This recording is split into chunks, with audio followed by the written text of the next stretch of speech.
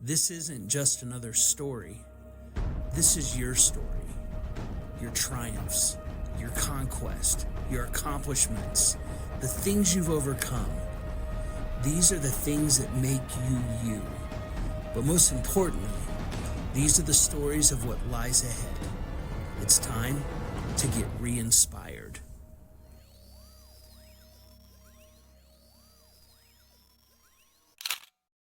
Hey, everybody. Thanks again for joining us today. We're here with the incomparable Brandon Seible. Brandon, welcome back to the show. Glad you're Thank here. you so much. Yeah, man. So I just wanted, our repeat of having good conversations. I just want to keep these going, if that's all right. Absolutely. Cool, man. Well, I wanted to start off with, and I may have asked you this before, but in case there's been an update. At the 25,000 foot level, who is Brandon Seible as a human?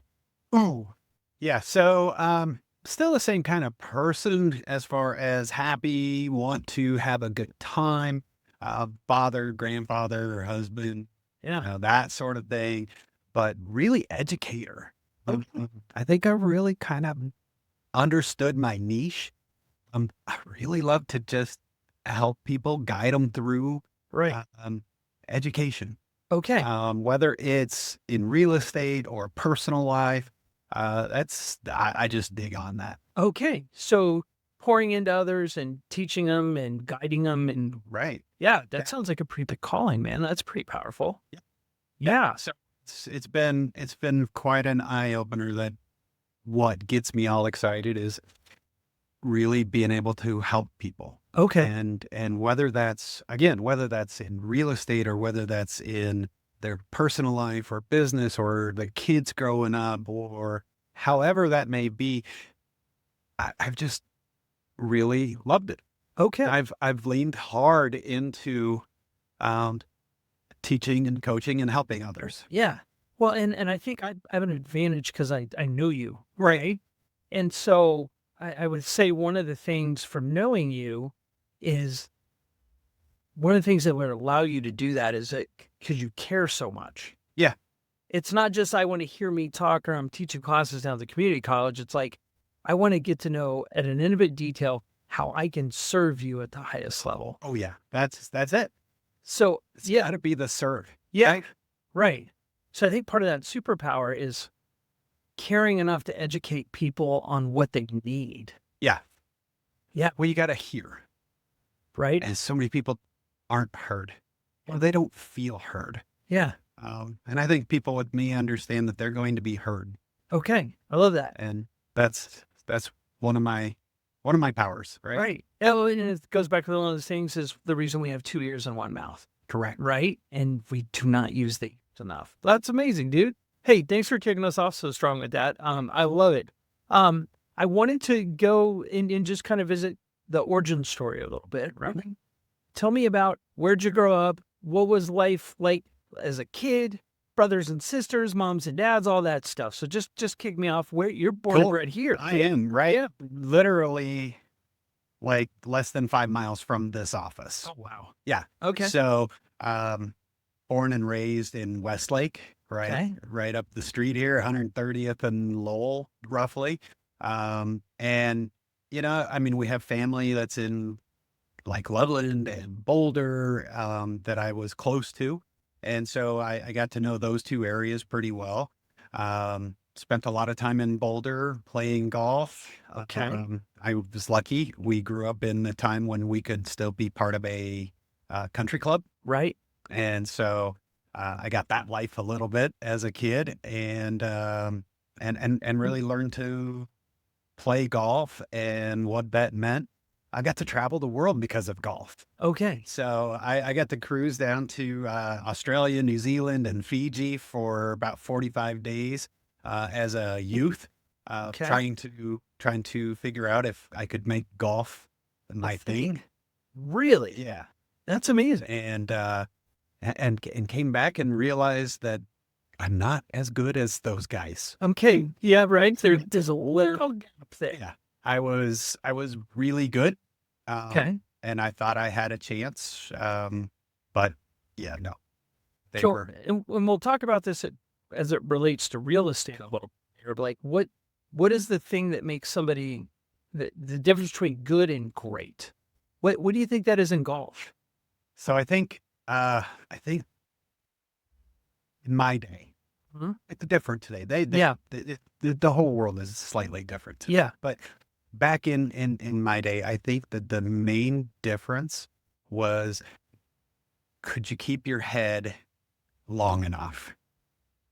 Because if you can't keep your emotions intact, and I can't, Okay. All right. Okay. I get really excited when something great happens, whether it's for me or somebody else that I'm playing golf with Yeah. or whatever. But a lot of times the guys look at me and they're like, we're playing against each other. I'm like, no, I'm playing against the golf course. You just so happen to be in the group that I play. Okay. And they're like, man, that's a great way to look at it. But I learned that down there, where you're not playing against somebody else, you're playing against yourself and the golf course. All right. So that was when I realized, wow, these guys can keep their concentration. They can keep their emotions in check for, 5 hours. Yeah. I can't do that. Okay. All right. So growing up, golf was obviously a big thing. Yes. What else? Tell me about your family. Mom, dad, and I owned and operated and sold 14 companies together before mom and I got into the real estate. Okay. Dad and I sold our last business back in 2020. Wow. All right. So, it was, so this is the last of the Seible enterprises, so to speak, Yeah. in Colorado area. And, yeah, so I've been going strong at it. So it sounds like you came from a strong entrepreneurial family. Oh yeah. Yeah. What were some of those businesses? Just a handful. Well, office supplies, welcome services, hot stamping, screen printing, embroidery, a lot of textiles, Okay. that sort of thing. Ring binders were a big thing way back in the day, back in Okay. the 80s, 90s. The courts loved ring binders. I don't Yeah. know if they still do or not, but we used to print them for all of the state of appeals. Oh, wow. So All right. every appellate case had its own binder that I printed. Oh, wow. All right. So you're in the archives of Colorado. Big stuff. Somewhere, Okay. even though there's no reference to Yeah. it, but But there's no wanted poster too. So you're good with that, at least for right now. Yeah. Yeah. So, all right. So, entrepreneurial family, big golf, got to travel the world. What was high school like? yeah, high school, met my wife. Okay. I mean, that was probably the best part. Okay. Right? And our daughter walked, well, I should say walked, but our daughter did walk the line with us. I mean, we had her in tow.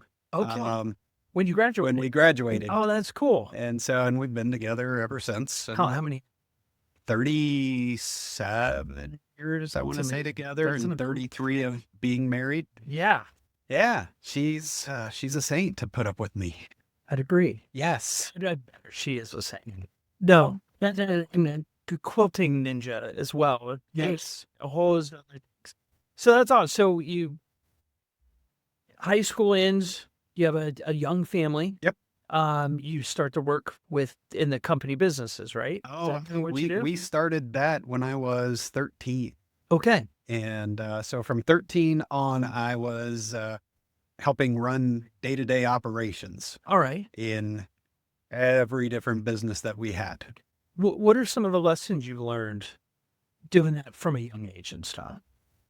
If you say you're going to do something, you darn well better do it. Okay. Your word is your bond. Okay. And I think too many people today, they don't understand the handshake Right. and what that means. Yep. They're always looking for a contract that they can break. Okay. And I'm looking for a contract we can keep. Okay. Right. Yeah. You've already given me two really unique ways to look at things. Golf, number one, I'm playing the course, not Right. the foursome or the people you're playing with. And then looking for a contract to keep, not to break. I like that a lot. Were there any challenges that you faced, working it so deeply in the family businesses and stuff like that, that also taught you some lessons? Oh yeah. I mean, you could never call in sick. Okay. Yeah, right. because they lived with you. Yeah. How you going to call in sick and then go play hooky and go Right. do something fun? And then also working with family, there's no PTO. Yeah. So Oh, there's right. never any paid time off. Yeah. You are available, you work. You're not available, you don't work. So Okay. you don't work, you don't make money, Yeah. right? So the work ethic part of it, I think, was really strong, Okay. maybe too strong.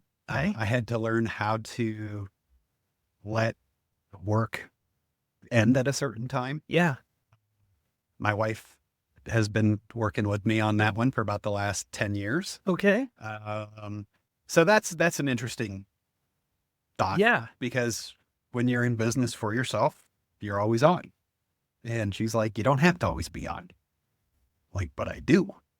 She's like, oh no, if you're not available, you're just not available. So it's like, you mean I can take time off? Right. I don't have to answer the phone every time it rings. Right. I don't have to respond to that text at 11:30 at night that woke me up. Yeah. Let's talk about pay. I mean, because how long have you been in real estate? 25 years. 25 years. So over the course of 25 years, have you developed or have you been working on developing habits that protect maybe special time you have with your family or your wife, or the ability to go Right. on some of the amazing cruises you guys have been on and stuff like that? How hard of a slog has that been to teach yourself those things? Well, I still think that no matter where you go and what you do, you're still going to work. Okay. You're still going to check on work. Yeah. You're never going to leave it completely like you would a regular job. Yeah. Because if you're not working, You're not earning. you're not earning. And that's where trying to find leverage. Yeah. Right. Trying to find leverage. That's where that comes into play. And we're working on that. We've come up with some options and some ideas, Yeah. but ultimately being down to a one-person team, it's just being you. Yeah. Right. Well, and also, I mean, it means something when your name's the one that's on the door, so to speak, right? Right. Or on the card or on the contract. It's your name. Right. Yeah. And so, so you learn, I wouldn't say you learn. I'm learning Okay. how to better set boundaries Yeah. Yeah. for clients. How's that going? Good. Good. Yeah, Oh, that's a win, man. it is. Progress over perfection. Absolutely. Absolutely. All right. So we've talked about some of that stuff. Tell me about how did real estate find you?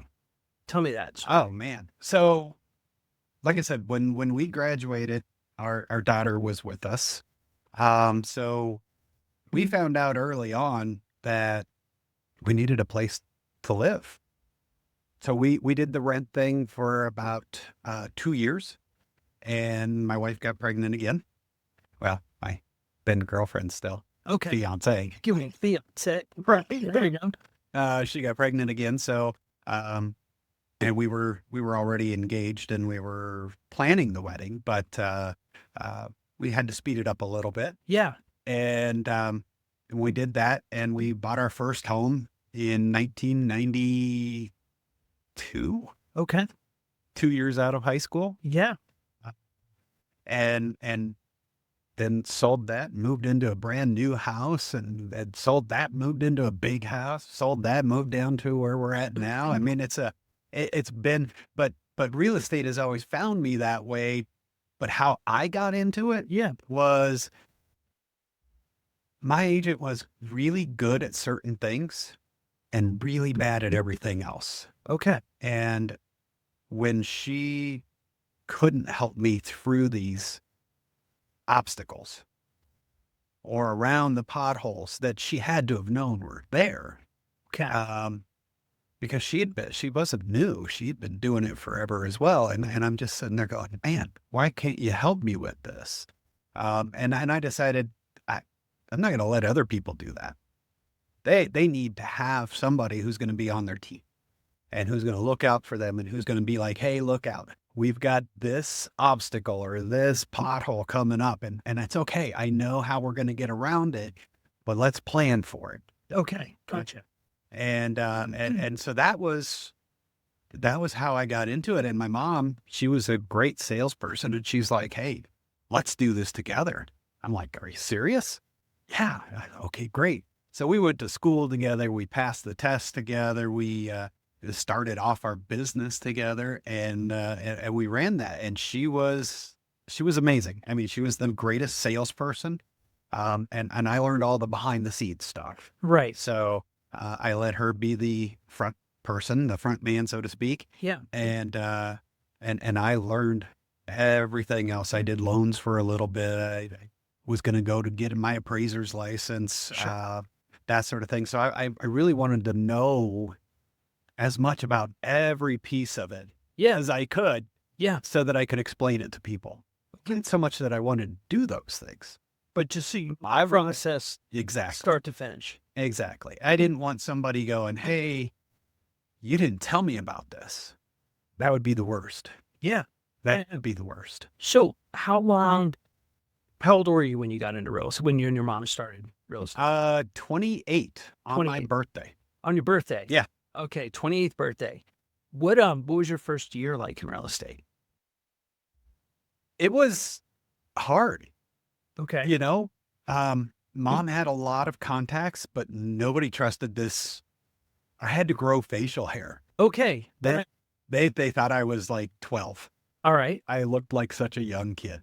And so mom's like, "You got to do something to not look so young." So I grew facial hair. I'm like, okay, cool. People finally started taking me a little more seriously now that it's a little more salt than it is pepper. You know, now people are like, "Oh, you're kind of old." Yes, experience. Experience. Yeah, level of experience. Yeah, I love that. So the early days, it was you and your mom. Yep. How many transactions did you guys do the first year, your first year, second year? So the first couple of years, we kind of, I think we did about 17 or 18 each year. Yeah. We got up to as many as 35. Wow. And did that for several years in a row. And then, when she was no longer able to work, it hit me hard. And then when she passed, I had to reinvent. Right. And I never understood that word, reinvent. Well, let's talk about that. Yeah. What was it like? Because what you're describing is a lot of the behind the scenes or back office kind of stuff. And then now all of a sudden you're thrust into the spotlight. Yeah. What was that like for you? That was scary. Okay. It was really scary because I had been the behind the scenes person for so long, right? That I didn't know what it was like to be in the spotlight again. Okay. It took me back to my days of golf as a junior when I was in the spotlight. All right. And it was like, okay, I can't choke this time. Gotcha. Right. Back then it was a game. Now it's life. And so I got some coaching, I got some great education, and I got my confidence back and totally revamped the way that I did business because I was no longer able to do it mom's way. Now I had to figure out what is my way. Right. And so I realized at that point in time that relationships meant more to me than the sale. All right. And so I started building the relationships with my clients and past clients and Sphere and just trying to be a friend. Okay. Was that, did it take you a while to, I don't want to say stumble across that, but to really kind of have that click is like, this is a people business. Right. I need to really invest in people. How hard was that? Oh, it was insanely difficult because I had been taught that it was not a people business, that it was a sales business. Right. Right. And so the difference between people and sales are night and day. Yeah. Right. People are important, but the sale is what you were trying to gain. And for me, I had to let go of that side of it and just say, no, I want the good people in my life. Right. The good people in my life will give me the business. They will help me through. They will see me through these things, and I will be able to educate them. They'll be able to make good decisions. And that's what we did. Right. Well, by we, I still say we. Yeah. Right. I've kept the name Team Sebel, Yeah. even though mom's been gone for 10 years. I know. Well, it sounds like you guys built a foundation that you've been able to leverage and build on and keep her legacy kind of alive. Oh, yeah. Through your work with people and stuff. I wanted to talk about, you referred to your mom as an incredible salesperson. Yes. And a lot of times if you were to go up and ask somebody off the street what they think of, or one word to describe a salesperson Right. would be, they're going to say, Oh, they'll probably say pushy or over car salesman or Right. overbearing and stuff like that. I find that when we're having business conversations about sales, it's getting it in the right connotation, right?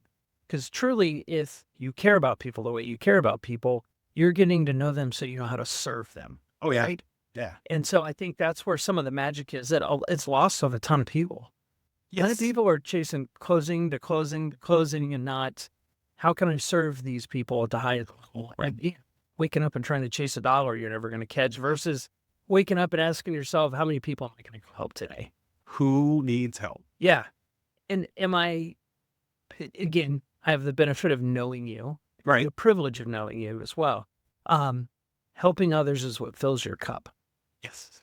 So Spoken very well. So it's got to be incredible to have those things put together, so you know what helps you through that grind.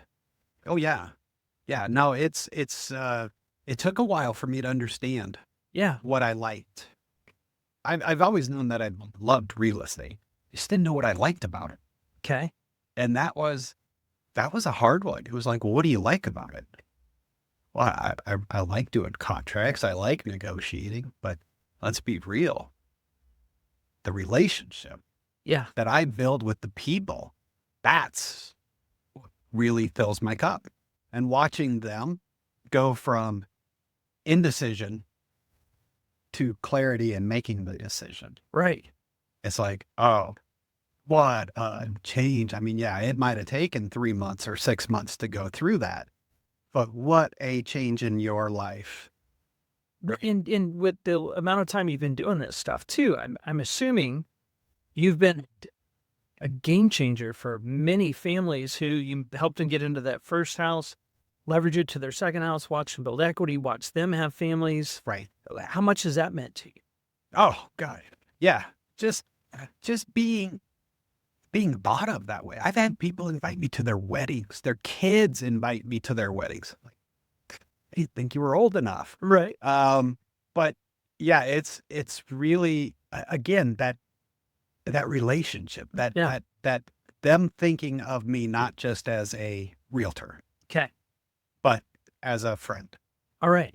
as a good human, someone that they want to hang out with outside of, I have to because I'm in contract. Right. Yeah. Right. Was there a moment when you were truly on your own where all this kind of clicked for you? Or was it a process where you kind of discovered and then it clicked? What did that look like? That's a great question. I think ultimately it was a process, because I'm a process person. Okay. And I had to experience and find, oh gosh, this is a pain point. How do we make it a joy? Right. Right. They say people will run away from pain more than they'll run to joy. Yeah. That's true. Yeah. Right. Yeah. Totally. It's like, oh, this is very painful doing this. I'm not doing that anymore. Let's find something that is going to be fun. Okay. And so yeah, it was a process to go through, to go from transactional based to relational based. And, but I went from being miserable to being fulfilled.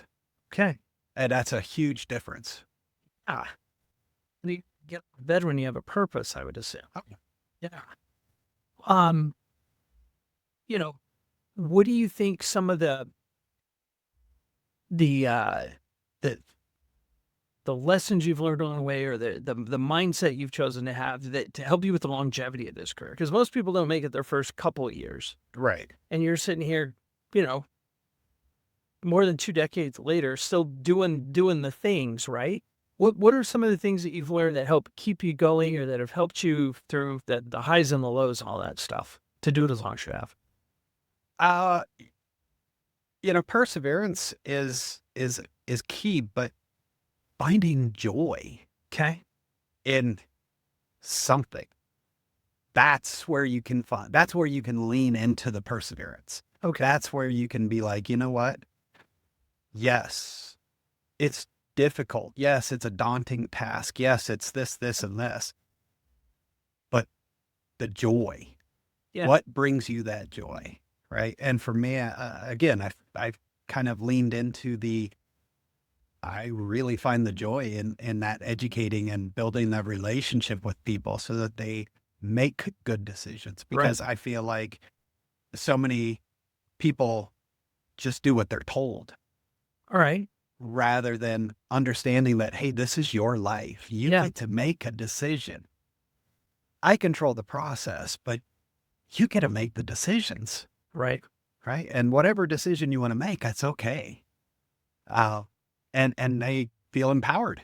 That's what I was just thinking. That's an act of empowering people, which goes back to the whole game changing kind of a mindset there. What do you think that people that haven't been in the business as long as you, what do you think what you believe about success? What do you think most people get wrong of saying, this is what success really looks like? I think that people don't think of happiness as success. Okay. They think only of monetary All right. So or what an happens? accolade. The car. The house, the car, the award. Right. I sold this many homes, Yeah. rather than focusing on the families that you helped, Yeah. Well, and have you found that focusing on the families that you're serving end up getting you all that stuff anyway? Right. But it also fills me. Right. It makes me happy. Yeah. Knowing that this family went from this situation to a much better situation, Right.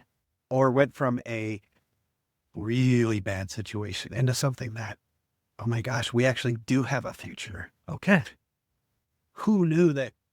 And in real estate, who knew that we could do that? Right. And I've been doing it for 25 years, That's amazing. and I can't wait to go again. Okay. So, yeah. How do you think your identity has changed going from 13-year-old kid working for the family business to up and coming golf professional to start real estate with mom to now being on your own? How have you seen your growth? How has that shaped you? Yeah. Oh, So I've gone from being a cocky little kid Okay. to a sarcastic person Okay. to a caring human being. All right. And I think that's really the whole rainbow for me, The gamut. right? Yeah. Because when I was young, I was cocky.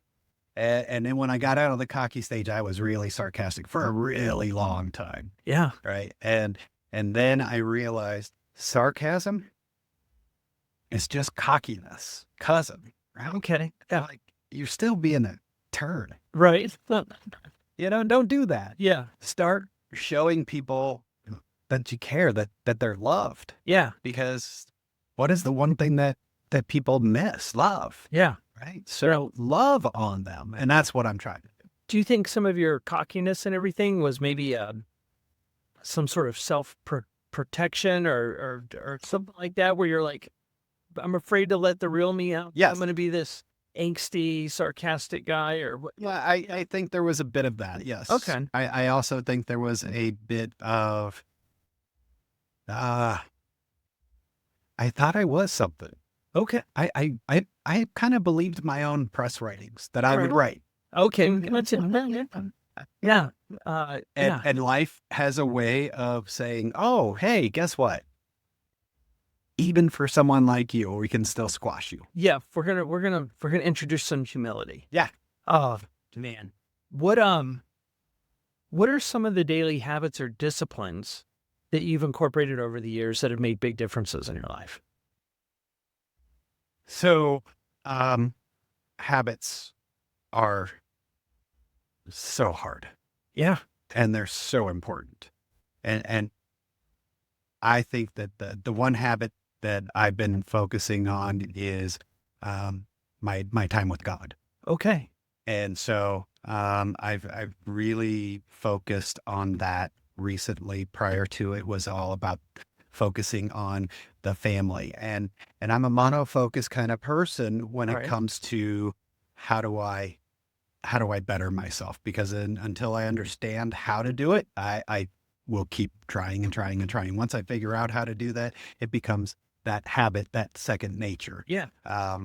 And I think that spending time with people that you love, telling people that you love them verbally, not just through actions. Yeah. Yes, actions are important. It does speak louder than words, but words speak volumes as well.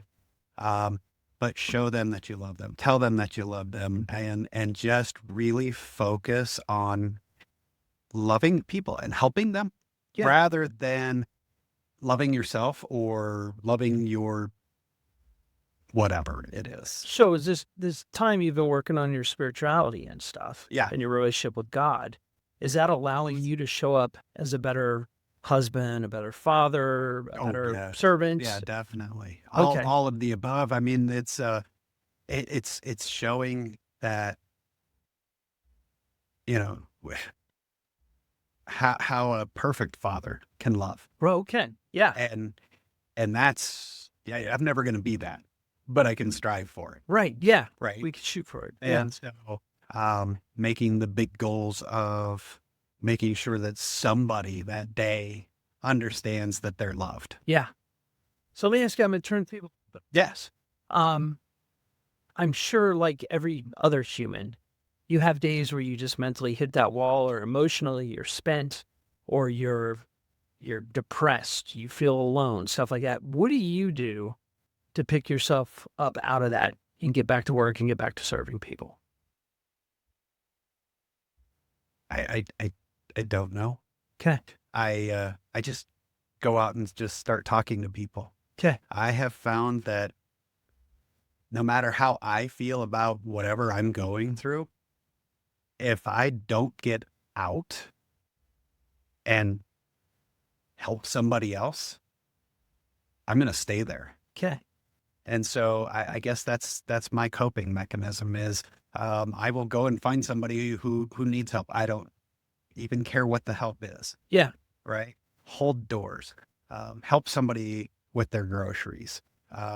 Whatever you find a million people in your life, if you look, Right. who could use some kind of help. The other thing that I think is really, really important is to make sure that you tell somebody something positive about themselves. If you see them, I don't even care who they are. Just be like, it's a great looking shirt. Yeah, don't tell them if it's not true. I mean, if it's a horrible shirt, Yeah, don't say that.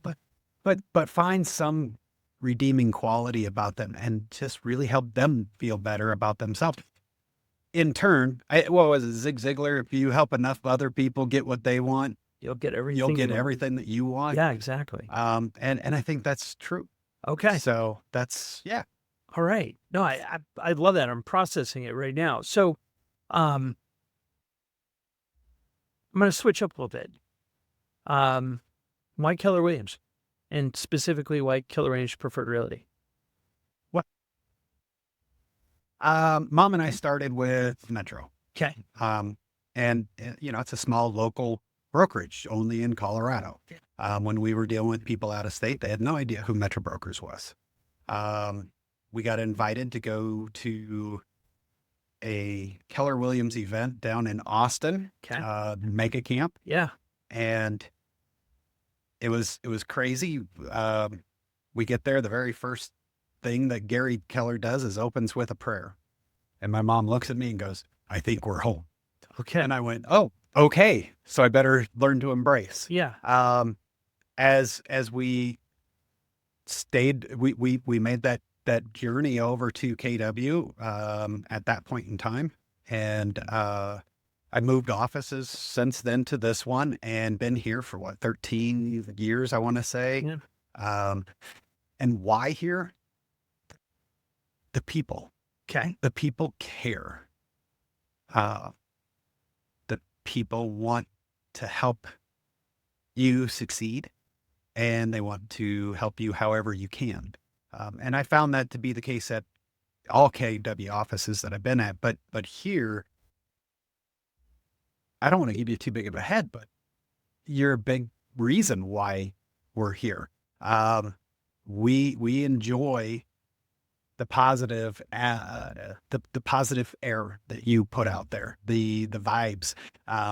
You do a great job with a big brokerage, and that's hard to do. Thanks, man. Yeah. I appreciate it. Well, I'm going to switch the topic as quickly as possible.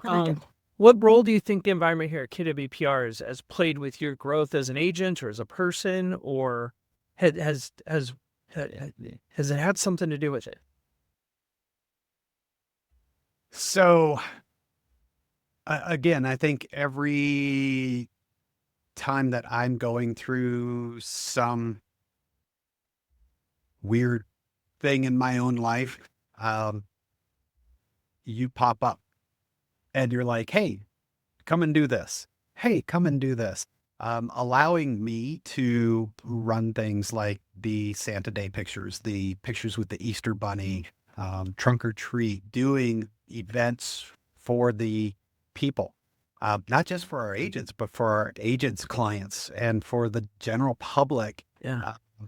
It's that whole being able to get out there and help somebody's day become a little bit better. Yeah. Create a memory, help them create a memory Right. Yeah. with their own family. Yeah. And be like, hey, do you remember when we were kids and we used to go and sit on Santa's lap, or we used to go and do the Easter Bunny, and we'd sit on the Easter Bunny's lap, or we'd go and do the trick or treat thing at the KW place. Yeah. Do you remember that?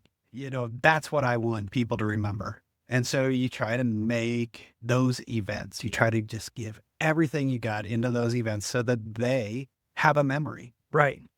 Yeah. And not a bad one, but a really great one. Yeah.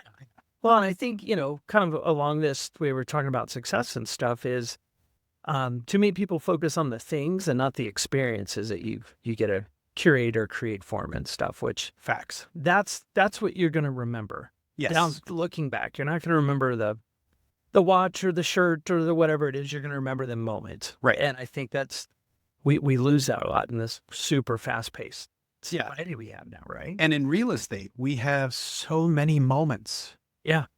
That we need to start celebrating. Yeah.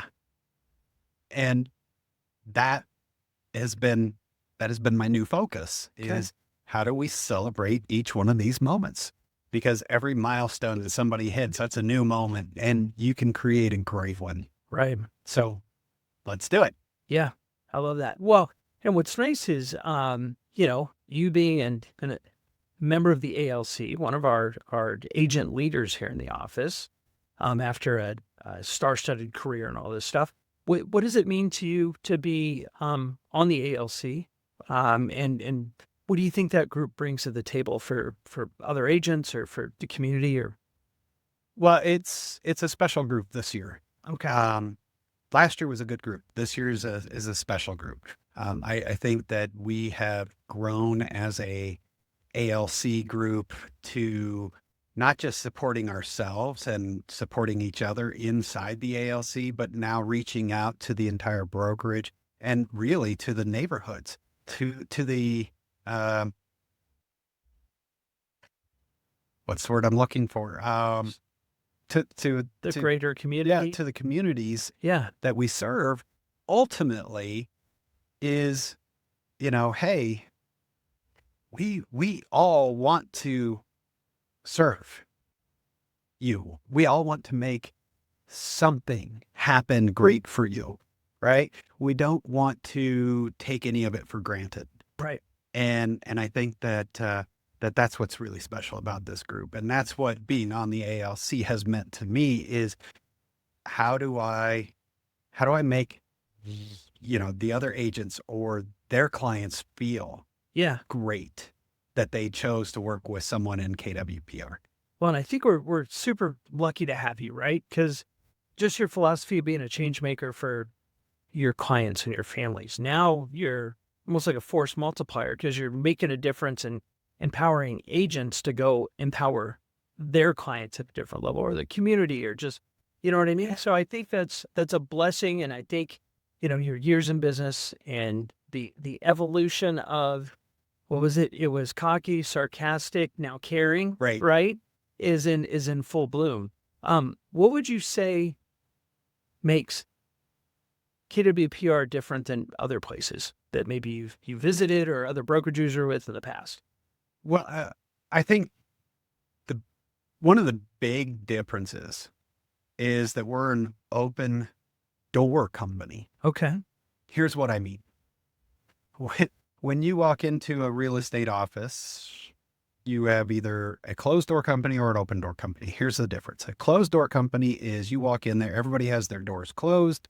You want help with something, go find the team lead, go find the managing broker, go find a coach. An open door company, you walk in and everybody's doors are open and people are like, hey, come on in. What can I do to help you? What do you need help with? When that's the first question, as opposed to, hey, I need help, it's what can I do for you? That's a huge difference in philosophies. Yeah. And I think that too many companies that I've been to have the closed door. This is my secret sauce. I'm not going to share it with you. Go please. Yeah. There's nothing secret about what you're doing, right? You're taking care of something. Right. So, you could tell that some people are much more guarded and think that they have a proprietary system and they don't want to share that with anybody. And then you come here and it's like, oh, hey, let me show you here. Let me give it to you and I'll even teach you how to use it. Now go do it. Right. And people are like, you don't really do that. Yes, I do. I do that every day. If I can help another agent with their business, it makes a whole lot of people happy. Yeah, it does. It doesn't just make me happy. It doesn't just make that agent happy. It makes those families happy that they're working with. So, yeah. So if you were to talk to an agent that's maybe stuck doing 2 or 3 deals a year, or even 5 or 10 deals a year, Yep. what would you straight up tell them? These are the moves you need to make, or this is how you need to lean in. How would you help them change the trajectory of their business? I would ask them what they're doing. Okay. I think you have to start with, you can't tell somebody anything. I think you have to find out where they're at and what they're doing. What makes them happy. Yeah. And then help them do more of what makes them happy. Because if they're happy, they're serving. And if they're serving, then they're going to be successful. I love that. If you could talk to Brandon Seible, age 28 on day one of real estate, so on your birthday, what would you turn around and tell him? I would tell him, don't get caught up in the optics. Okay. Tell me about that. Don't worry what people see. All right. Be your authentic you. Be the happy person that you are. Don't try to be serious. That's not who I've ever been. All right. But I had to try to be. I'm serious. I'm stern. I'm deep. Yeah. No. Be yourself. Be yourself. And people who are like you, which there's a lot of them out there, will like you. And you don't have to try to be a chameleon. Just be you. And you will be more happy, more successful, more benefit to the world than if you're trying to fake it. So this whole fake it before you make it thing, Right. I totally disagree with it. All right. I understand the purpose behind it. I understand the idea, but I don't think we need to fake it. I think you need to embrace who you are and then go out there and be the best who you are you can be. Yeah. There's only one of you out there. That's right. Yeah. Yeah. Oh, it's phenomenal. All right. I'm going to wrap this up with a couple rapid fire questions. Sweet. You ready? Coffee or energy drink? Coffee. Okay. Your first commission you ever earned. What did you do with the money? Oh, wow. That was a long time ago. I think I took my wife out to dinner. Okay. That's magic. What is one non-negotiable daily habit that you have? Turning off the phone at 7:00. Tell me, let's go in and tell me more about that. That is, I don't answer the phone after 7. I don't even look at my phone after 7. I am off the clock at 7:00.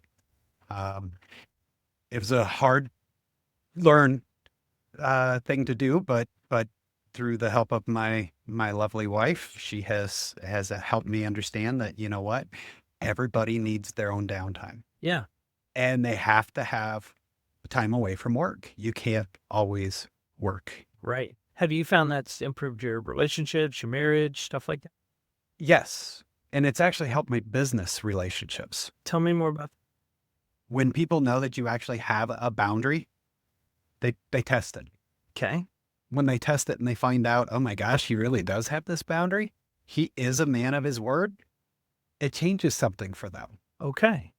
And that's where I go back to, if you're not going to be a person of your word, a handshake doesn't mean anything to you anymore. If you're going to be wishy-washy, people are going to run all over you, Right. right? It's just say what you mean what you say.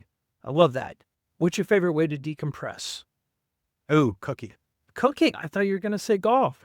Oh no. Okay. Cookie. Okay. You love cooking. That's my whole happy right there. Okay. Right? What kind of cooking are you doing these days?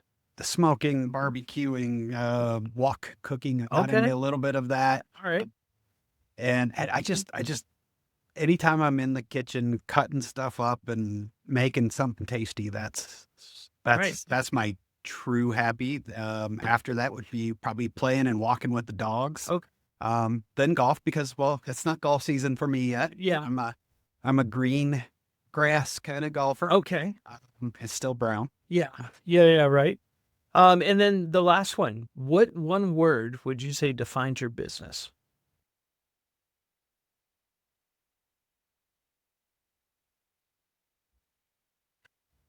Educating.